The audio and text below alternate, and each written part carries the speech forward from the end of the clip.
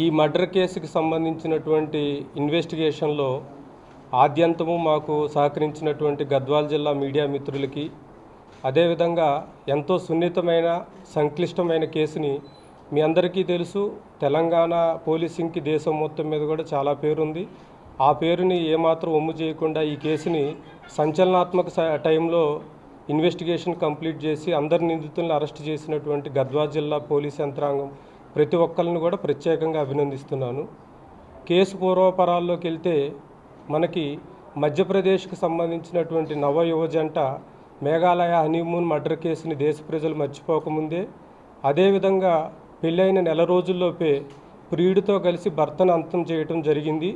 ఈ తేజేశ్వర్ మర్డర్ కేసుకి సంబంధించి ఏమేం ప్రత్యేకతలు ఉన్నాయంటే, ఈ మర్డర్ కేసులో ఎంగేజ్మెంట్ అయిన కాడి నుంచి కూడా ఇతన్ని తేజేశ్వర్ని చంపటానికి ఐశ్వర్య అతని ప్రియుడు మనకి తిరుమల కూడా ఫస్ట్ నుంచి కూడా మనకు ప్లాన్ చేసుకోవటం జరిగింది. దీంట్లో డిసీజ్డ్ యొక్క మూమెంట్స్ తెలుసుకోవటం కోసం ఎప్పటికప్పుడు జీపీఎస్ ట్రాకర్ను వాడటం జరిగింది. అదేవిధంగా సుఫారీ గ్యాంగ్ని ఒకదాన్ని ఎంగేజ్ చేసుకొని ఆ గ్యాంగ్లో ఉన్నటువంటి సభ్యులందరూ కూడా డిసీజ్డ్తో ఒక ఫ్రెండ్షిప్ని డెవలప్ చేసుకొని నమ్మించి తీసుకెళ్ళి మర్డర్ చేయడం జరిగింది. కేసు పూర్వాపరాల్లోకి వెళ్తే మనకి 18వ తారీఖు డిసీజ్డ్కి సంబంధించినటువంటి బ్రదర్ మన పోలీస్ స్టేషన్కి వచ్చి తన తమ్ముడు మిస్ అయినట్టుగా మనకు కంప్లైంట్ ఇవ్వటం జరిగింది. ఆ కంప్లైంట్ని బేస్ చేసుకొని మనం మ్యాన్ మిస్సింగ్ కేసు రిజిస్టర్ చేశాము. సో అతనికి సంబంధించినటువంటి బైక్ ఎక్కడ పార్క్ అయి ఉంది, అదేవిధంగా అక్కడి నుంచి ఒక 3 పర్సన్స్ వచ్చి అతను ఒక వెహికల్లో ఎక్కించుకెళ్ళినట్లు మనకి సీసీటీవీ కెమెరాలో స్పష్టంగా కనపడింది.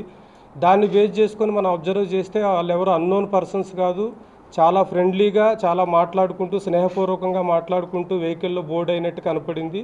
సో మనం ఇది గద్వాల్ బోర్డర్ డిస్ట్రిక్ట్ అవటం వల్ల వెంటనే మనం అన్ని వైపులా కూడా ముఖ్యంగా ఏపీ సైడ్, కర్నూలు సైడ్, అదేవిధంగా కర్ణాటక సైడ్ కూడా స్పెషల్ టీమ్స్ని పంపించడం జరిగింది. ఈలోపు మనకి అన్ని అన్నోన్ డెడ్ బాడీస్ని కూడా మనం వెరిఫై చేయడం జరిగింది. మనకి ఈ ఇన్సిడెంట్ మనకి జరిగిన తర్వాత ఆల్మోస్ట్ ఆల్ సండే రోజు మనకి కర్నూలు ఏరియాలో ఒక డెడ్ బాడీని ఐడెంటిఫై చేయడం జరిగింది.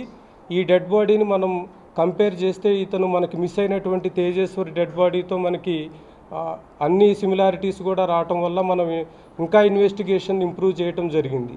సో దానిలో భాగంగా మనం వరుసన ఇన్వెస్టిగేషన్ స్టార్ట్ చేస్తే ముఖ్యంగా దీంట్లో కాన్స్పిరేషన్ డిసీజ్డ్ యొక్క వైఫ్ అయినటువంటి ఐశ్వర్య, అదేవిధంగా ఆమెకు సంబంధించినటువంటి లవర్ బ్యాంక్ మేనేజర్ది మనకి మెయిన్ కాన్స్పిరసీ బయటపడింది.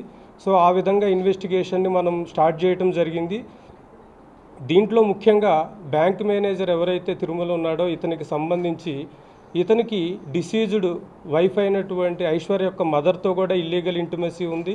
తర్వాత ఈ డిసీజ్డ్ వైఫ్తో కూడా ఇల్లీగల్ ఇంటిమసీ పెట్టుకోవడం జరిగింది. సో ఎట్టి పరిస్థితుల్లో కూడా ఈమెని సెకండ్ మ్యారేజ్గా కానీ లేకపోతే ఎట్టి పరిస్థితుల్లో ఆమెతో సెక్సువల్ రిలేషన్ కంటిన్యూ చేయాలనేటువంటి దురుద్దేశంతో ఈమెకి ఎంగేజ్మెంట్ అయినప్పటి నుంచి కూడా అతని దగ్గరికి లోన్ కోసం వచ్చినటువంటి నగేష్ అనేటటువంటి వ్యక్తితో ఒక ఒప్పందం కుదుర్చుకొని ఏదో ఒక రకంగా నువ్వు అతన్ని ఎలిమినేట్ చేయి, నీకు ఎంత డబ్బు కావాలంటే అంత ఇస్తాము, అదేవిధంగా నీకు ఎన్ని లోన్స్ కావాలంటే అన్ని లోన్స్ శాంక్షన్ చేస్తానని చెప్పి నమ్మించడం జరిగింది. ఆ నమ్మించిన క్రమంలో ఎంగేజ్మెంట్ అయిన కాడి నుంచి కూడా ఇతన్ని చంపటానికి ప్లాన్ చేయటం జరిగింది. ఈ క్రమంలోనే ఈ ఐశ్వర్యకి ఈ బ్యాంక్ మేనేజర్కి మధ్య ఈ మేఘాలయలో జరిగినటువంటి హనీమూన్ మర్డర్ కేసుకు సంబంధించినటువంటి డిస్కషన్స్ కూడా జరిగినాయి. సో అక్కడేదో పొరపాటు జరిగింది, ఇక్కడ మటుకు మనం పక్కాగా ప్లాన్ ఎగ్జిక్యూట్ చేయగలం, ఎట్టి పరిస్థితుల్లో కూడా పోలీసులు డిటెక్ట్ చేయలేరు అనేటటువంటి నమ్మకంతోనే ఈమె చాలాసార్లు కూడా హస్బెండ్ని బైక్ మీద నన్ను కర్నూలులో డ్రాప్ చేయమని చెప్పి తీసుకెళ్ళమని అడగటం జరిగింది. ఆ క్రమంలో కూడా వీళ్ళు చాలాసార్లు అతన్ని అటాక్ చేసి ఈమెను తీసుకొని అతను ఏదైనా లడాక్ కానీ అండమాన్ కానీ వెళ్ళిపోవాలని, అదేవిధంగా ఈ సుఫారీ గ్యాంగ్ ఈ తేజేశ్వర్ని మర్డర్ చేయాలని చెప్పి ప్లాన్ చేయటం జరిగింది. ఈ క్రమంలోనే మనకి 17వ తారీఖు రోజు ఈ సుఫారీ గ్యాంగ్కి సంబంధించినటువంటి వాళ్ళు తేజేశ్వర్ని నమ్మించి అతని వెహికల్లో మనకి ఇటిక్యాల మండలంలో ఒక విలేజ్లో పొలం చూడాలి అని చెప్పి నమ్మించి తీసుకెళ్ళటం జరిగింది.